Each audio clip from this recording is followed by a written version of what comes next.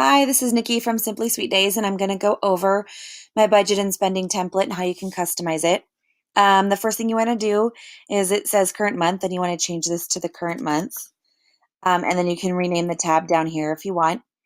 Plug in yours and your spouse's income, and then as you're going through and scheduling expenses for the month, you'll notice that the monthly bills will change, and you want the your income to match your monthly bills, and you want this to be a zero.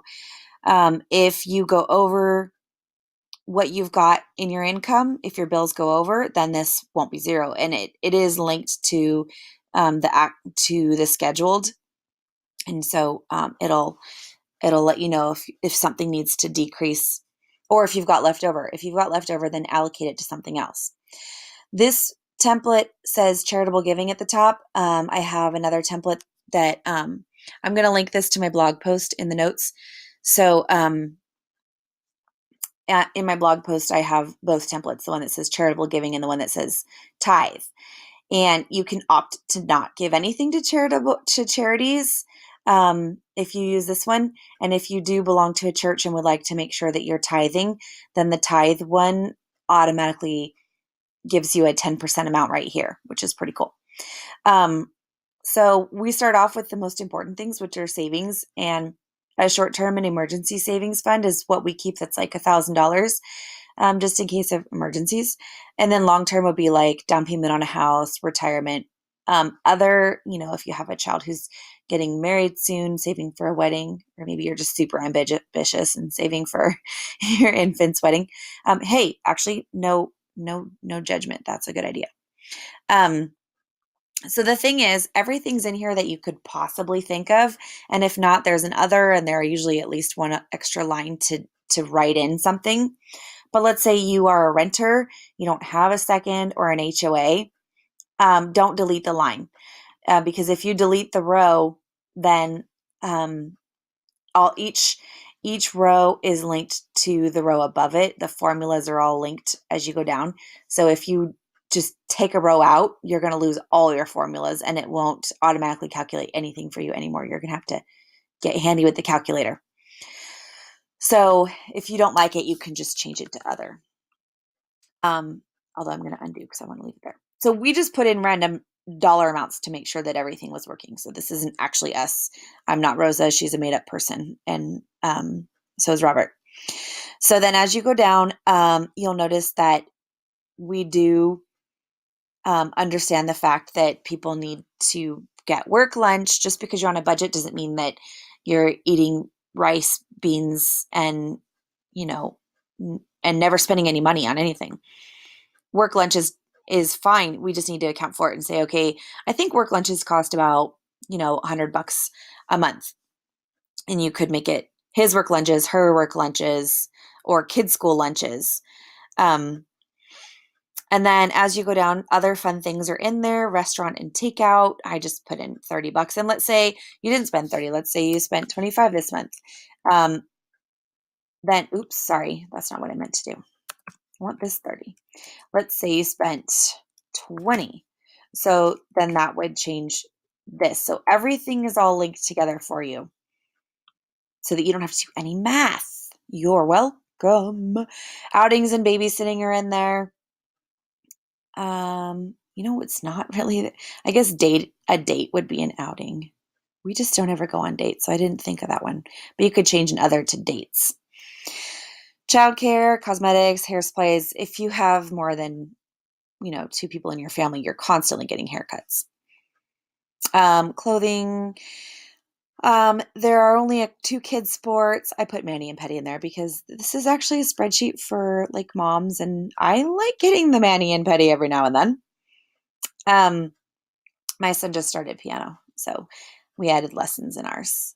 And then, so there's miscellaneous, and this one doesn't have a ton of extra spaces. Do not add rows for the same reason you can't take out rows. It will totally mess up all the formulas unless you're comfortable with Excel and want to do your own formulas. So miscellaneous is like, the new My Little Pony movie just came out and we want to buy it. So what do you know? We had already allocated $20 to miscellaneous, and now we can. my husband and I use this thing called Blow Money, and that is like each of us gets some money each month that we don't have to really say what we're doing with it. He can get, you know, a beer after work with his buddies. That comes from his Blow Money. Um, and so I know it's kind of a really weird word for it, but that's what the person who trained me on budgeting called it, and so that's what I call it. So we do, account for the fact that people need to have a normal life and a joyful life, but we also want to know where all of our money is going so that we can make sure that we're saving and providing for our family the best we can. Car payments, insurance, debt, credit cards, we all have these things. And so the sinking fund these are things that you don't pay every month. For example, car repairs or tires. And so what you do is you put aside some each month. We just put $15, but you put aside some money each month so that when you do need new tires, you're not pulling your hair out going, oh my goodness, my car needs new tires. What you're saying is, oh, cool, I have $300, I wish, in my sinking fund. We'll just use that. We whatever we put in each month seems to get sucked right back out because our cars are just such old beaters. And so things like car license and registration, a down payment for the next car, next glasses, property tax. I don't know. I tried to think of whatever I could. Christmas, vacation, taxes, and then there's a couple spaces for other. This sinking fund is linked to the breakdown, and it will keep tracking here. So whatever you put up here, whatever you schedule, will go into here will go into this month, and then if you spend some, that'll adjust your total. And the cumulative total is what is linked on the next sheet. So the sheets are all linked. And when I'm ready to start planning for July, I'll just make a copy. First, I want to make sure that this says June so that I don't mix myself up. I'll make a copy of this sheet and it'll move over. Oh, don't do that.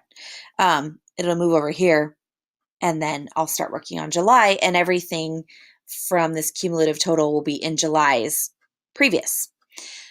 Same with savings. Whatever you've got in your savings for this month will for the balance will carry over into next month. So because of that, there had to be like a starting point. We have the month 0 sheet. And this is really only useful because the breakdown sinking fund and the savings are like your starting point. So if you're starting with $800 in savings, but no long term, then adjust these accordingly and it will adjust on the current month. And then if you have no sinking fund because you've never heard of that before, then, let's see, what was I going to say? So if you have nothing in here, then that's fine. It will just start you off at nothing where it says previous. So that's it. Like I said, I'm going to link to the blog post where you can get these for yourself. And reach out to me at Nikki@simplysweetdays.com is probably your best way to get a hold of me, because I do check Facebook messages and stuff like that. But that's just the easiest way to communicate and send files back and forth would be an email. And you can find me at my blog, Simply Sweet Days, Facebook, Simply Sweet Days, Twitter, Simply Sweet Days, and then Instagram. Please subscribe to our YouTube because we heart you all, and not all my YouTube videos are this dry. Some have kids in them and they're cute and stuff.